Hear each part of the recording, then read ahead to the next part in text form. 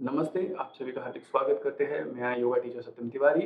Course material lecture code VL01 produced by centre for meditation and yoga sciences for the course diploma in meditation and yoga sciences.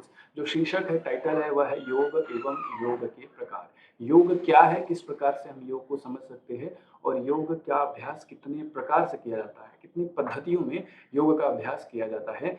इस video lecture के माध्यम से हम इसको जानने का प्रयास करेंगे। यह वीडियो बिल्कुल संक्षिप्त में रहेगा, तो इसको आप ध्यान से देखिए। योग शब्द कैसे बना हुआ है, व्युत्पत्ति क्या है, क्या ओरिजिन है, किस शब्द से बना हुआ है योग, उसका अर्थ क्या है। तो महर्षि पाणिनि ने अपने धातु पाठ में बताया कि युज धातु से योग शब्द बना हुआ है। युज धातु संस्कृत का धातु है जिससे योग शब्द की व्युत्पत्ति मानी गई है और उसके तीन अर्थ बताए गए, युजिर योगे, युज समाधौ और युज संयम। फिर से मैं बोलता हूँ, युजिर योगे, युज समाधौ और युज संयमने। आप देख सकते हैं, युजिर योगे, युज संयमने, युज समाधौ। इस प्रकार से तीन अर्थों में हम इसका प्रयोग करते हैं। जिसमें अब बात करते हैं योगे शब्द का क्या अर्थ है। योगे जो धातु है उसका क्या अर्थ है। तो सामान्य रूप से इसका अर्थ है जोड़ना। कहते हैं योग हो गया तो जोड़ हो गया, मिलाना, मेल करना।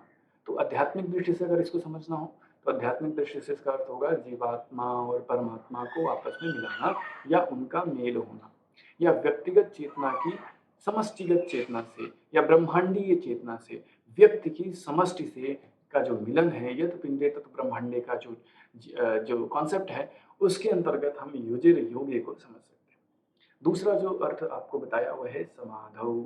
समाधौ पद में समाधि के अर्थ में इसका प्रयोग किया गया।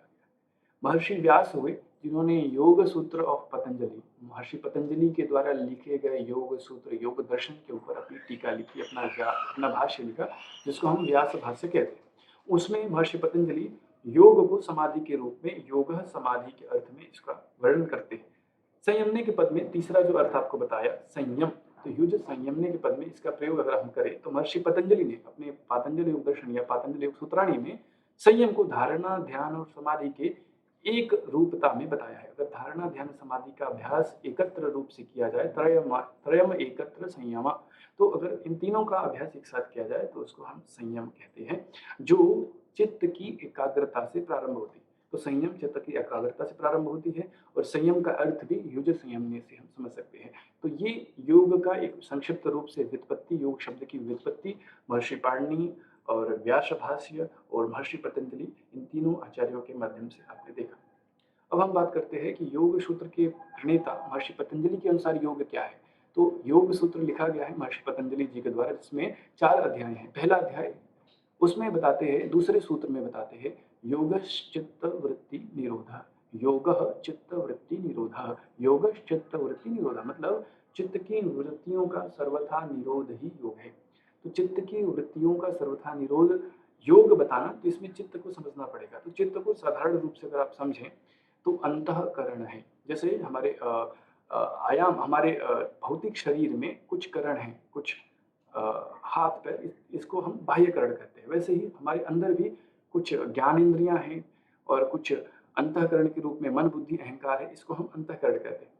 तो इसकी जो तुलना है वो दर्पण से की गई है। तो अंतःकरण, दर्पण और चित्त, इन तीनों की तुलना करके आप इसको समझ सकते हैं। और इसमें जो वृत्तियां उत्पन्न होती हैं, जो हलचलें उत्पन्न होती हैं, जो डिफ्लेक्शंस होती हैं, जो एजिटेशंस होती हैं, जो कॉन्फ्लिक्ट्स होती हैं, जो द्वंद्व होते हैं, उनका सर्वथा निरोध, 1-2 घंटे के लिए नहीं, 1-2 साल के लिए नहीं, सर्वथा हमेशा के लिए उनका निरोध हो जाए और जो बुद्धि है, महत है, प्रत्यय है, एकतानता रूप में हो जाए, निर्लिप्त हो जाए, उसको हम योग की अवस्था कहते हैं।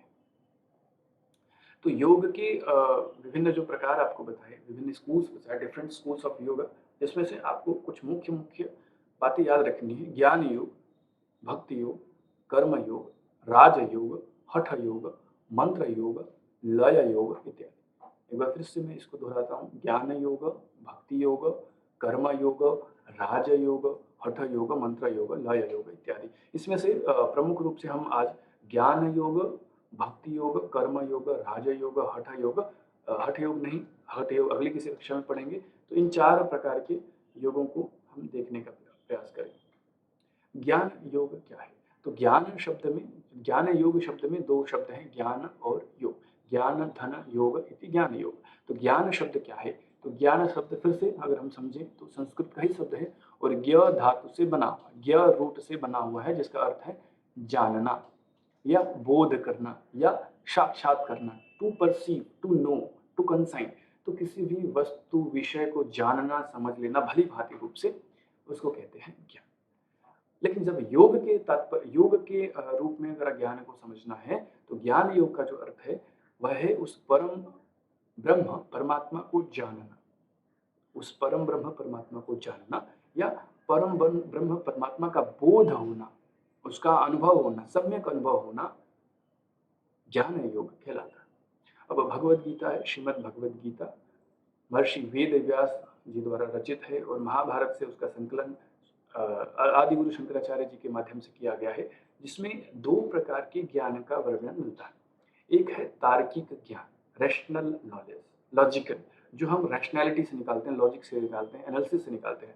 तो बुद्धि के द्वारा विश्लेषण के माध्यम से जो ज्ञान प्राप्त होता है वह है तार्किक ज्ञान।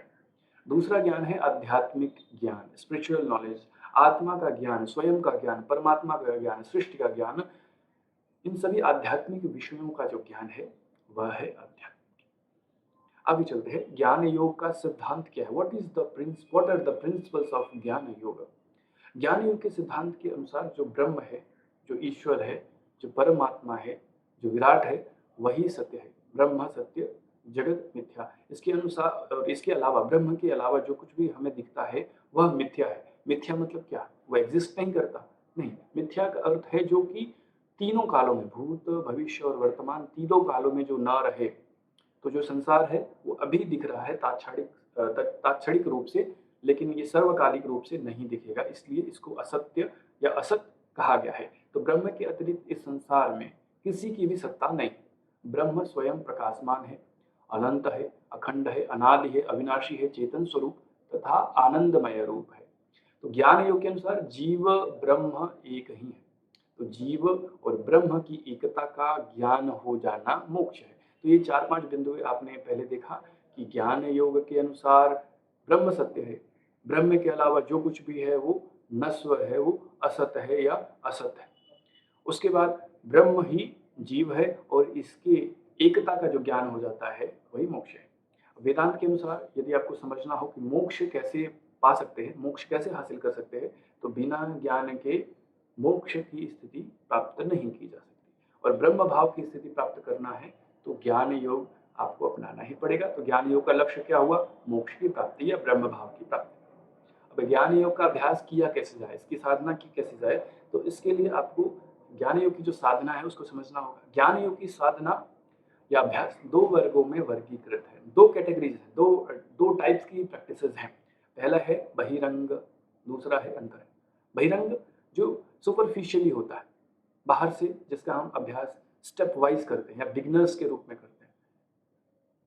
बहिरंग साधन क्या है? ज्ञान योग के साधन को ज्ञान योग के साधन में प्रारंभ में जिन बातों का ध्यान रखना होता है, जिनका पालन करना होता है, उन्हीं को हम बहिरंग साधन कहते हैं।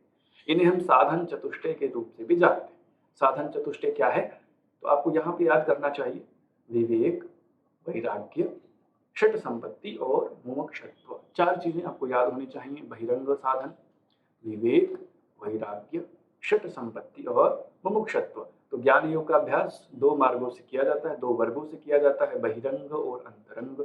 बहिरंग क्या है? जो प्रारंभ में किया जाए। अंतरंग क्या है? जो विकसित अवस्था में किया जाए, एडवांस लेवल में किया जाए। और बहिरंग योग के साधन क्या हैं? इसी को हम साधन चतुष्टय, चतुष्टय मतलब 4 भागों वाला, विवेक, वैराग्य, षट संपत्ति और मुमुक्षुत्व। विवेक क्या है? नित्य और अनित्य का बोध होना।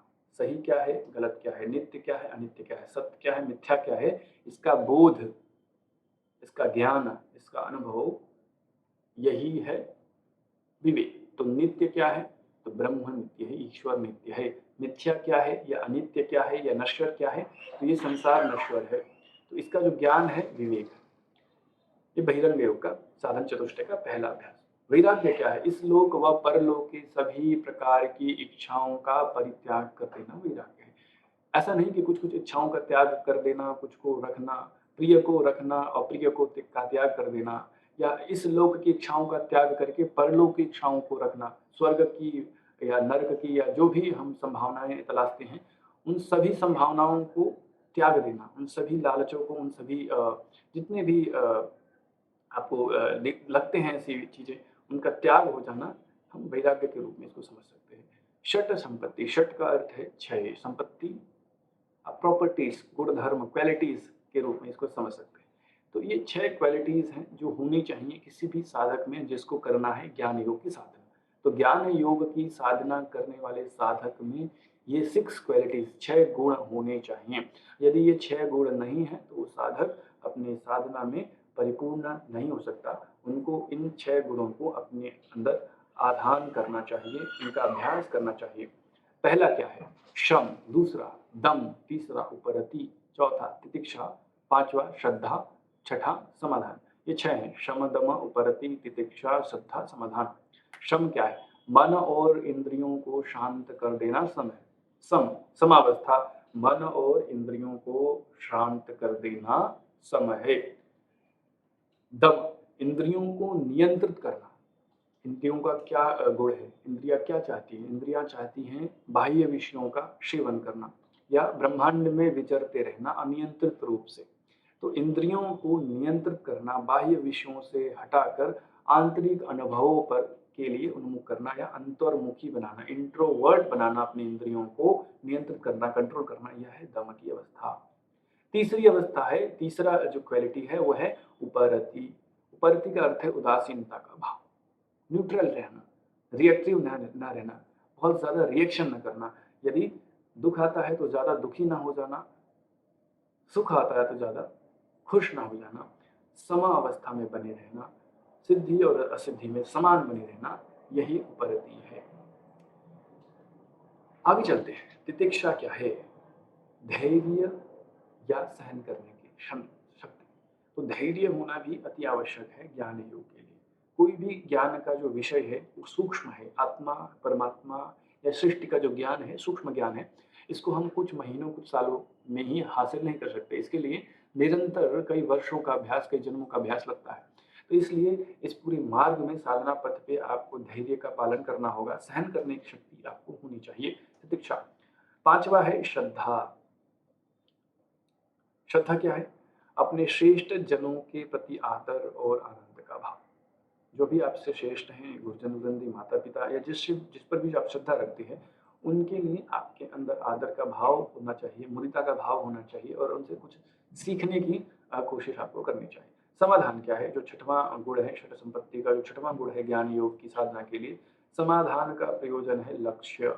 तो लक्ष्य की प्राप्ति के लिए लक्ष्य का अभ्यास मानसिक रूप से प्रतिपल प्रतिक्षण होना चाहिए। जिसको पाना है उसको हमें मानसिक रूप से प्रतिपल अपने ध्यान के केंद्र में रखना चाहिए, या गुरु के जितने भी आदेश हैं, गुरु के जितने भी इंस्ट्रक्शंस है, गाइडेंस हैं, उनका पालन करना, अक्षरशः एज़ इट इज़ पालन करना, उसमें कोई भी मॉडिफ़िकेशन अपनी मर्ज़ी, अपने प्रयोग के अनुसार से उसको मॉडिफ़ाई ना करना, वह है समाधान।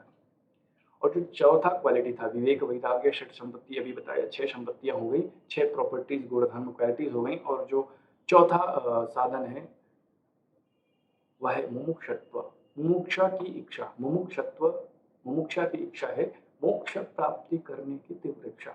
मोक्ष क्या है? मुक्ति है, सत्य और असत्य का ज्ञान है। तो क्या सत्य है, क्या असत्य है, इसको जानने की जो इच्छा होती है उसका प्रबल हो जाना, प्रकर्ष रूप से, प्रबल रूप से उसका बने रहना मुमुक्षा कहलाती है। बहिरंग योग की साधना अभी आपने देखी। बहिरंग योग में 4 अंग हो गए, विवेक, वैराग्य, षट संपत्ति, मुमुक्षत्व। विवेक नित्य अनित्य का जो बोध है, विवेक है। वैराग्य क्या है? इस लोक परलोक की सब इच्छाओं का त्याग है वैराग्य। षट संपत्ति 6 क्वालिटीज हैं, शम, दम, उपरति, तितिक्षा, श्रद्धा, समाधान। और मुमुक्षत्व, मोक्ष की इच्छा, मुक्ति की इच्छा, सत्य के ज्ञान की इच्छा रखनी ही मुमुक्षत्व है। अब बात करते हैं अंतरंग साधन क्या है। इसके भी 4 अभ्यास, वैसे तो 3 प्रमुख है लेकिन 4 आपको जानने चाहिए। श्रवण, मनन, निधिध्यासन और चौथा साक्षात्कार या समाधि।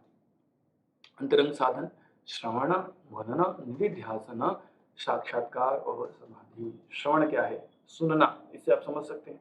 तो आप्त वाक्य को सुनना या ग्रहण करना, श्रवण से आपको समझ आ गया सुनना, लेकिन किसको सुनना? आप्त वचनों को, जो श्रेष्ठ वचन हैं, जो श्रेष्ठ ग्रंथ हैं, जो आर्ष ग्रंथ हैं, वेद, दर्शन इत्यादि जो ग्रंथ हैं, योग सूत्र इत्यादि, योग वशिष्ठ इत्यादि जो ग्रंथ हैं, भगवत गीता इत्यादि जो ग्रंथ हैं, उसके वाक्यों को पढ़ना, सुनना या श्रेष्ठ व्यक्तियों, गुरुजन वृंदों और आचार्यों को सुनना, उनको उनकी बातों को समझना, ग्रहण करना और बस सुनना नहीं, एक्टिव लिसनिंग होना चाहिए, ध्यान से सुनना है उसे। और दूसरा चरण है मनन।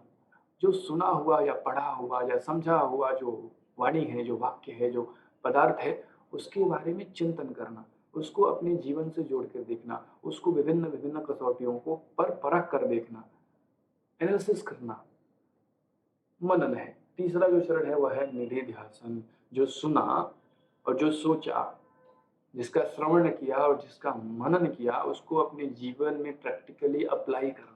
बस उसको सुन के, एक कान से सुन के दूसरे कान को निकालना नहीं, एक कान से सुन के दूसरे कान से निकालना नहीं है, या दोनों कानों से सुन के मुँह से निकालना नहीं है, या बस सोच-सोच के अपने दिल में ही बैठा के नहीं रखना। उसको अपने कंडक्ट में, अपने बिहेवियर में, अपने आचरण में, प्रैक्टिकल लाइफ में उसका एप्लीकेशन होना चाहिए। निधिध्यासन यही है, जो ज्ञान सुना है, मनन किया है, उसको अपनी लाइफ में अप्लाई करें, उसका एप्लीकेशन करें, यह है निधिध्यासन। और चौथा जो है वह है अनुभूति प्राप्त करना, साक्षात्कार या समाधि। तो ये तीनों अभ्यास जब परिपक्व हो जाते हैं, तो जो चौथा अभ्यास है, जो साक्षात्कार या समाधि की जो स्थिति है, अवस्था है, वह अपने आप अवतरित होती है। तो अभी आपने देखा अंतरंग साधना, बहिरंग साधना, ज्ञान योग के सिद्धांत के रूप में। ऐसे ही एक दूसरी वीडियो आएगी जिसमें हम कर्म योग के बारे में बात करेंगे। तब तक के लिए धन्यवाद।